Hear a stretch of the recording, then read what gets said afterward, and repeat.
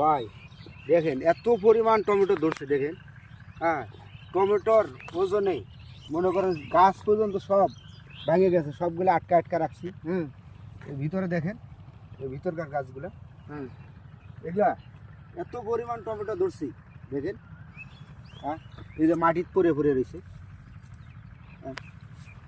মানে এইটুক জায়গার ভিতরে কম করে হলেও 20 মণ টমেটো বাইর হবো। হ্যাঁ, এই দেখেন, এদিকে দেখেন, এদিকে দেখেন, এইদিকে কত বড় বড়। এগুলো রমজানের মাঝামাঝি যে সবগুলো নামবে।